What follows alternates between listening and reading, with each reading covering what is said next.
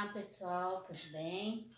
Bom, deixa eu tirar a mãozinha do meu boneco. Olá, pessoal, tudo bem? Meu nome é Vera, eu sou professora de neonatologia e vamos à nossa aula do exame físico do bebê. Bom, o exame físico do bebê é feito durante a permanência dele na maternidade e também na hora do nascimento. Por quê? Quando esse bebê nasce, ele nasce inchado, né? Inchadinho, edemaciado, que a gente fala. E depois ele vai perdendo um pouco de peso por causa do edema, vai diminuindo o edema.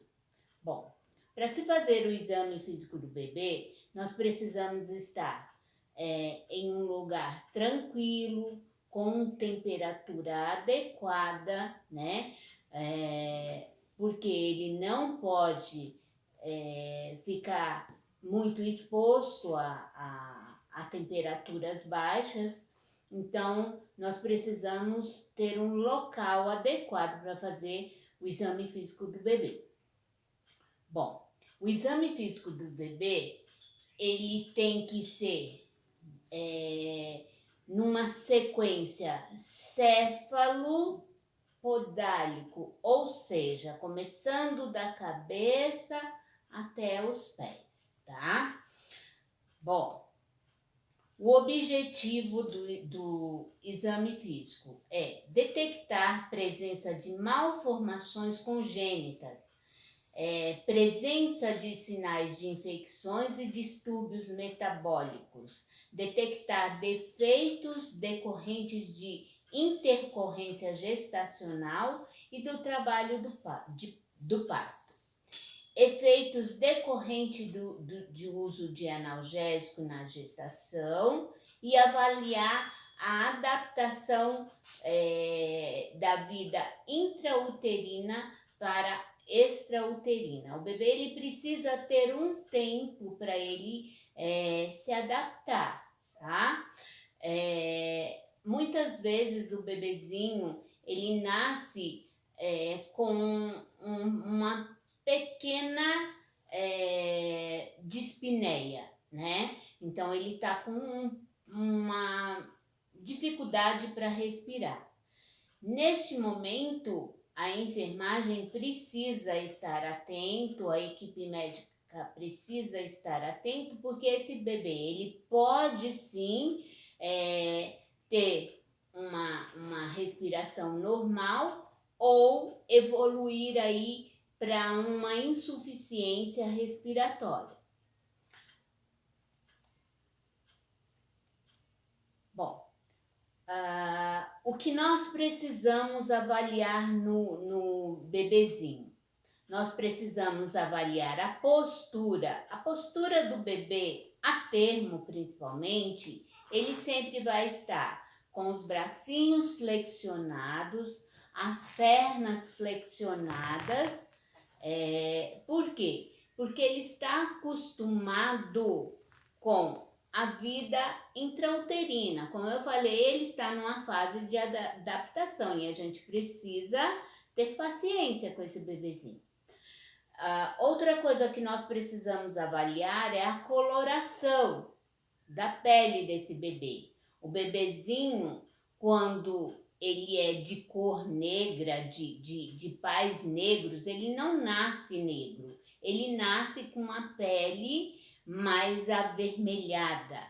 E o bebezinho de pele clara, ele nasce de pais com pele clara, ele nasce com a pele rosada. Esse meu bebezinho, por exemplo, ele tá com a pelezinha rosada. Bom, precisamos avaliar também a cianose, a presença de cianose, principalmente cianose de extremidades, que é normal, né? O bebezinho, o recém-nascido, ele tem as extremidades das mãozinhas e dos pezinhos meio arroxeados. Agora, se esse bebê ele tem uma palidez generalizada e junto com uma cianose, nós precisamos ficar atento a esse bebê e atentos também, é claro, aos sinais vitais desse RN.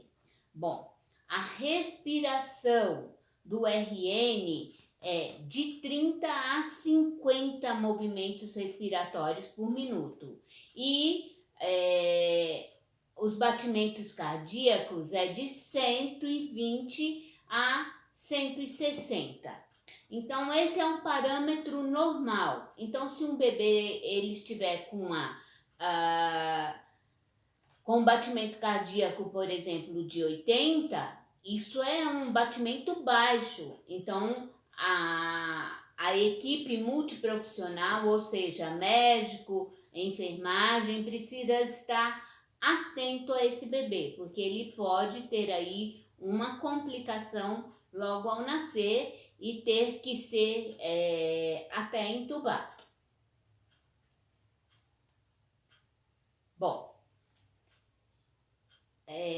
na cabecinha do bebê, o que nós precisamos observar? Observar a presença das fontanelas, a fontanela bregmática, que ela tem um formato de um losango, e a lambidoide, que fica aqui atrás. Então, essas fontanelas, elas costumam se fecharem, a bregmática de 9 a 15 meses e a lambidoide até o segundo mês, tá? Então, esse bebezinho, nós não precisamos ficar com aquela preocupação, ai, a moleira não fechou. Cada uma tem o seu tempo de fechamento. Também precisamos observar quando esse neném ele está no canal do parto, essas suturas ósseas, elas vão se sobrepor, principalmente aqui na fontanela. Elas vão sobrepor, vai fazer, nós chamamos de cavalgadura, ou seja, um osso vai subir no outro para ele poder passar no canal vaginal.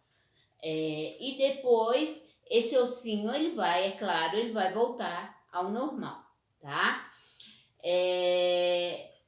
Nós precisamos observar também a presença de uma calosidade chamada bossa serossanguinolenta. É uma calosidade mesmo que o bebê faz na cabeça. Por quê? Quando ele está passando pela pelve da mãe, ele vai forçando para poder passar para o canal do parto. Ele fazendo isso, ele força e a pele é muito fininha e ele acaba fazendo essa calosidade. É comum, não é um problema patológico. Essa calosidade ela vai desaparecer com o decorrer dos dias, tá? É como se fosse um calo de sapato, onde a gente precisa de um tempo para a pele absorver.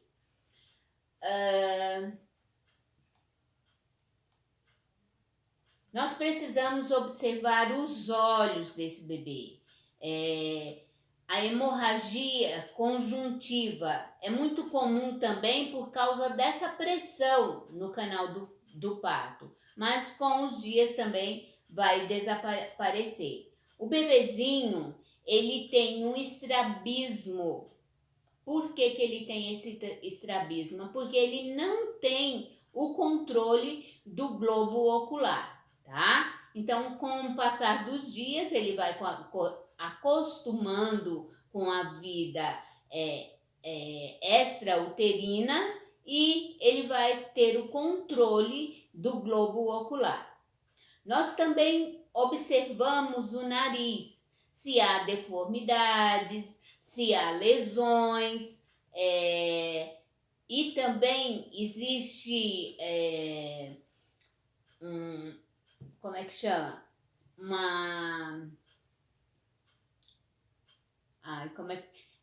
Chama-se milium sebáceo. O que é isso? São pigmentações amareladas, esbranquiçadas, que aparecem principalmente na asa do nariz. Isso também é comum, vai desaparecer com o tempo. Isso são as glândulas sudoríparas que ainda está em processo de formação. Bom, nós precisamos observar as orelhas desse RN. Precisamos observar a simetria, se está logo abaixo da linha ocular, ele não pode estar muito baixo. Quando o bebê ele tem a orelhinha muito baixa, isso já é um sinal de síndrome de Down. Nós precisamos observar deformidades da orelha, se tem algum corte, algum hematoma, se ela teve uma má formação. Bom, aí nós vamos vir para a boca. Nós precisamos também observar se esse lábio ele não tem abertura, chamada fissura de lábio leporino. O lábio leporino ele pode estar só no lábio ou ele também pode estar no palato, que é mais profundo. Então esse bebê ele vai ter problema de sucção, ele vai ter que ter um atendimento especial, a enfermagem vai ter que ter muita paciência para ajudar a essa mãe cuidar dessa criança, para ela poder fazer um treinamento antes de ir embora para casa. Essa criança, depois ela vai passar por um processo cirúrgico para fazer a correção dessa fissura. Bom, nós vamos para o pescoço. O pescoço nós precisamos fazer a palpação para ver se não tem presença de nódulos, cistos. Nós precisamos também observar se não tem nenhuma lesão. Nós vamos para o tórax. Nós precisamos observar simetria mamilar, ou seja, se estão iguaizinhos na mesma altura. Nós também precisamos observar se existe um par de mamilos. Isso, é verdade. Existem alguns bebezinhos que nascem com mais de um par de mamilos. Que isso, é claro, não vai prejudicar o bebê, tá? Existe também alguns bebês que nascem com leite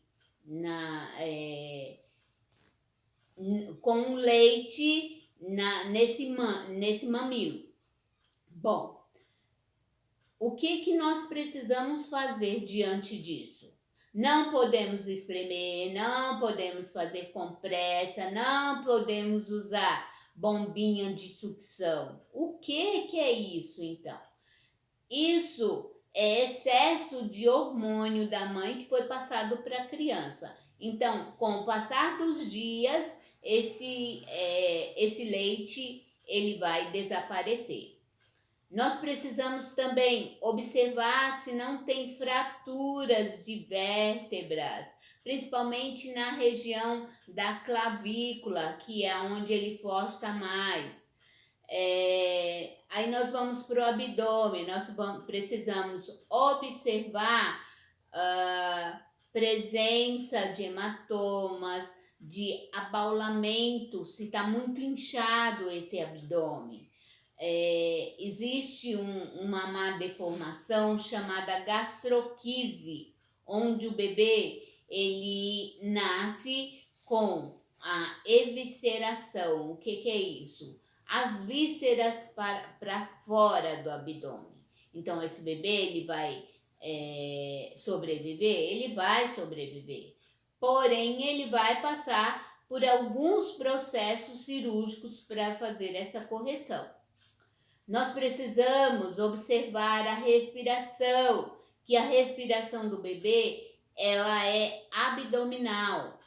Então, a respiração do RN, ela é de 30 a 50 movimentos respiratórios por minuto. Se ela estiver muito alterada ou muito baixa, requer aí uma intervenção.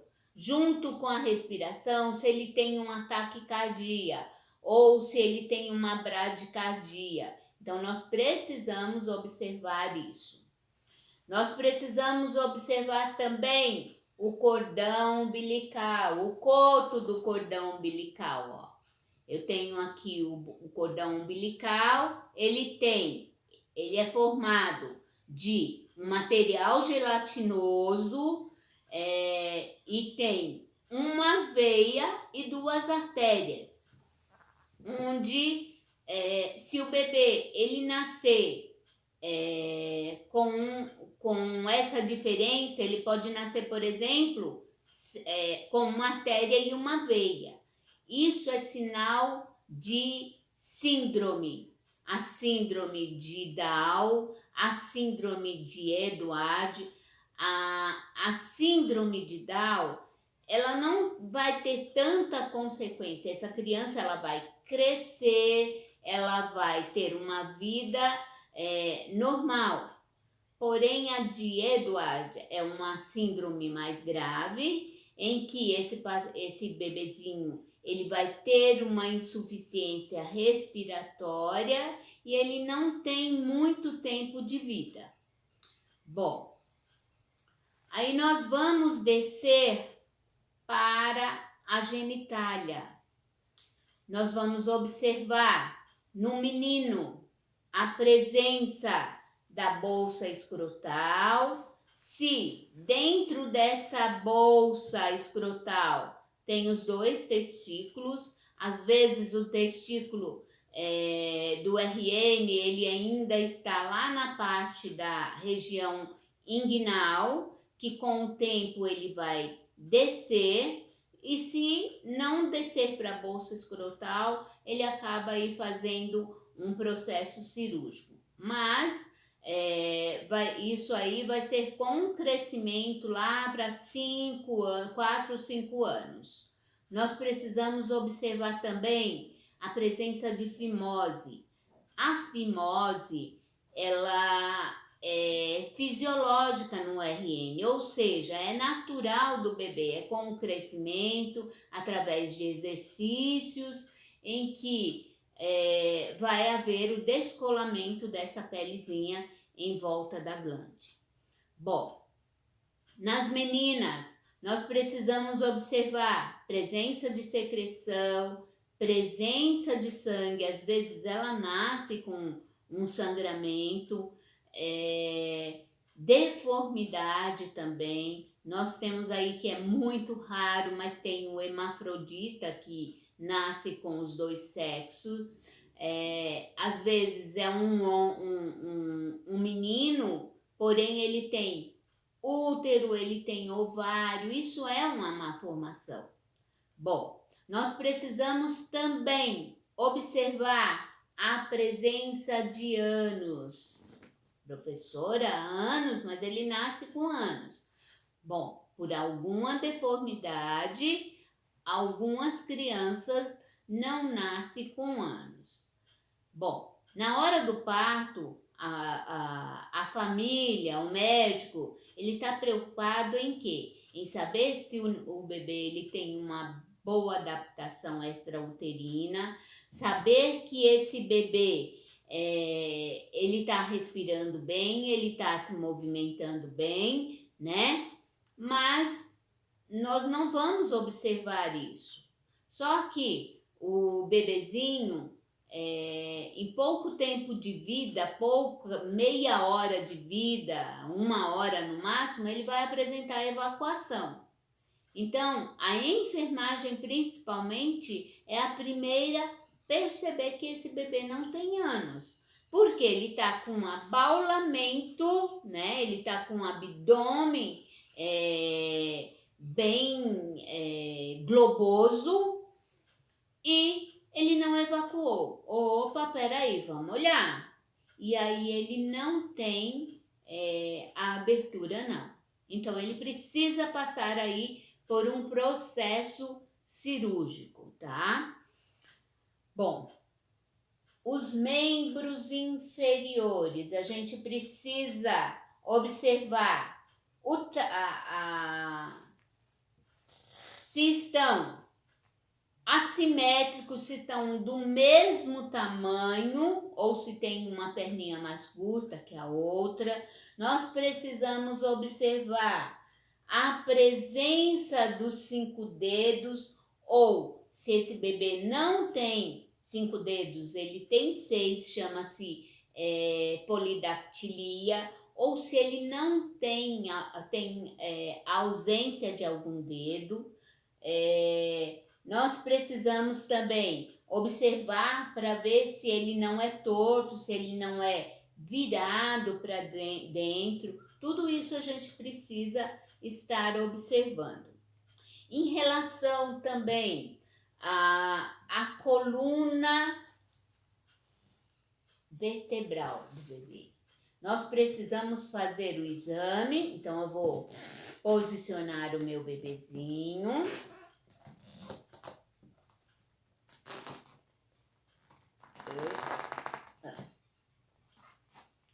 E vou vir fazendo a palpação para sentir a coluna vertebral desse bebê.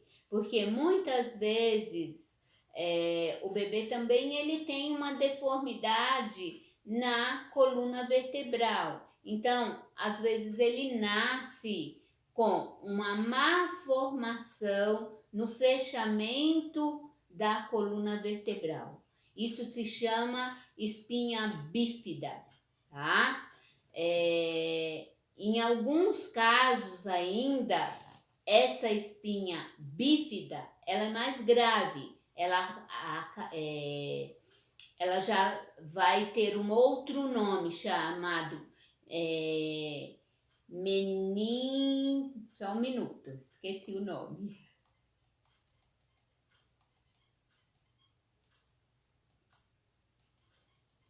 Só um pouquinho, gente. Mielomeningocele. O que é isso?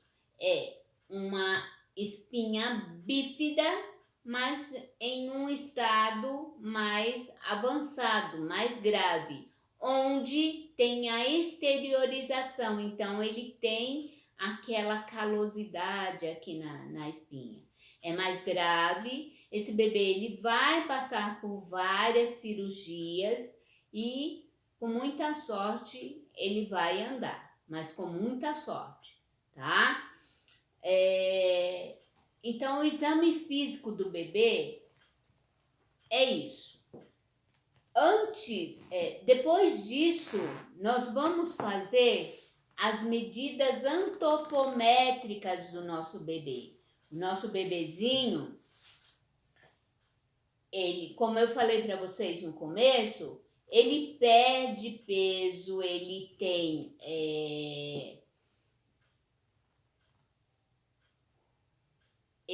além dele perder peso, ele vai mudando a fisionomia dele, tá? Então, nós precisamos de uma fita métrica, onde nós vamos começar a fazer as medidas antropométricas. Então, olha só, eu vou medir o perímetro cefálico. O perímetro cefálico desse bebê, ele está dando 33 centímetros. De 33 a 35 centímetros é considerado normal. É claro que tem aqueles bebezinhos que tem um pouquinho maior. Isso não quer dizer nada. Mas por que a gente tem esse parâmetro? Desde que apareceu a chikungunya, eles mudaram esse parâmetro que era de acima de 35, hoje é de 33 a 35, porque o bebê de mãe que teve a chikungunya, o perímetro cefálico é menor que 33, porque ele tem uma microcefalia, tá? Então, é indício de uma microcefalia menor que 33 centímetros. É claro que será necessário fazer outros exames para se constatar que é microcefalia.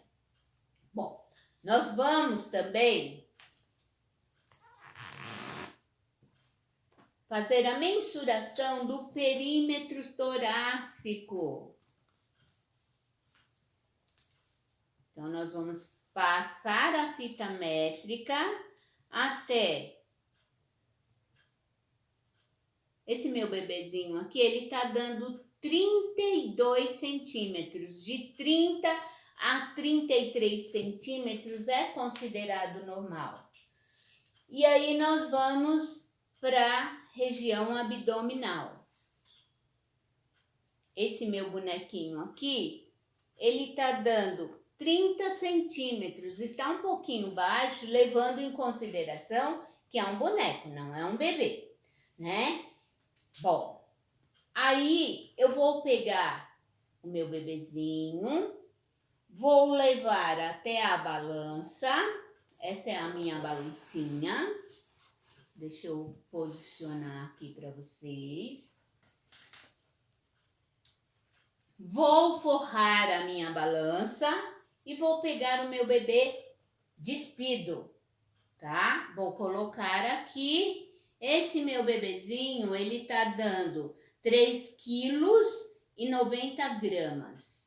Então, ele tá dentro dos parâmetros normais, que é de 2,5 kg a 3,5, eu acho, aproximadamente, tá? Então, ele tá dentro do parâmetro normal. Bom,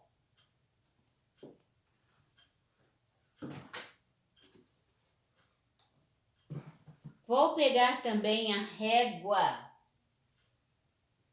para eu medir esse bebê. Essa é uma régua especial para fazer medir o bebê. Então, eu vou colocar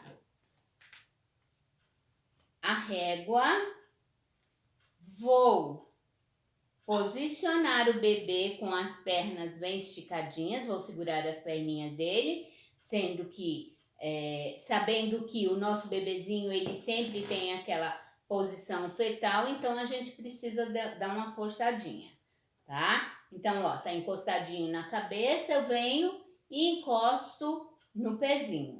Ele tá dando 51 centímetros, então ele também tá dentro do parâmetro considerado normal, que é de 43 a 53 centímetros, tá?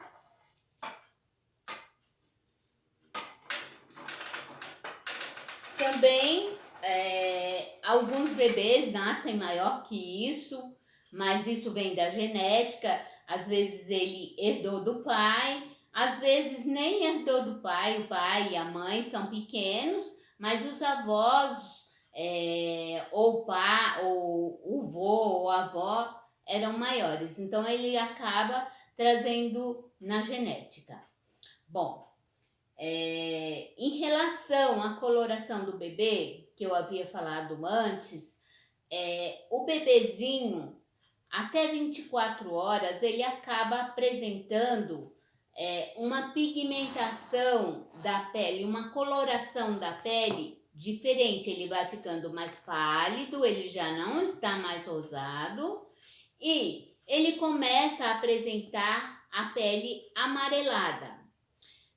Isso se chama icterícia, que antigamente os nossos avós falavam tirícia, mas na verdade a palavra é icterícia. Bom, a icterícia fisiológica, ela é normal, então ela tem aí um parâmetro de bilirrubina, que é de 4 miligramas a 6 miligramas por decalitro, que é considerado normal. Então, nós vamos observar esse bebê. Quando o médico vê que ele está amarelinho, ele vai pedir para fazer a coleta do exame.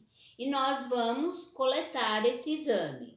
Quando essa bilirrubina ela está aumentada, esse bebê ele vai para o banho de luz, né? Que é a fototerapia, que ele acaba recebendo ali os raios ultravioletas que acabam abaixando esse nível de bilirrubina.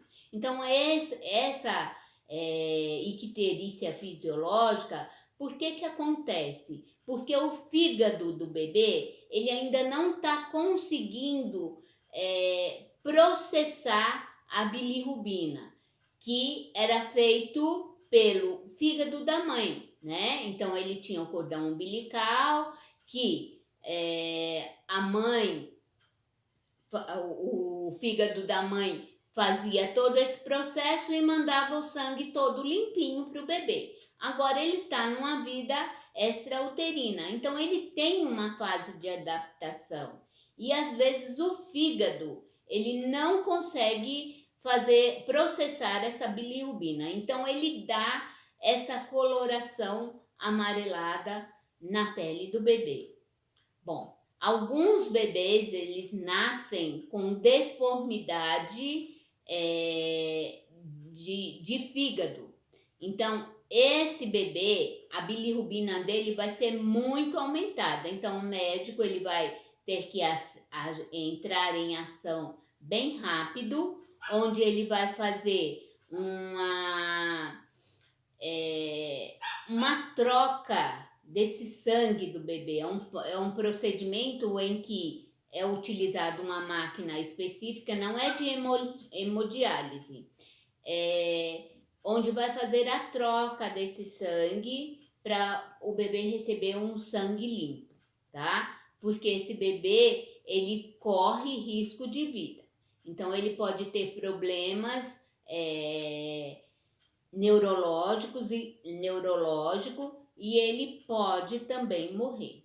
Mas isso é muito raro. Agora, a icterícia fisiológica, ela é muito comum. Às vezes o bebê ele nem fica em fototerapia. O médico dá alta, o pediatra dá alta para essa criança e a mãe vai colocá-lo para tomar banho de sol, tá certo? Bom, gente, eu espero que essa minha aula tenha ajudado de alguma forma. Muito obrigada e tenham boa sorte.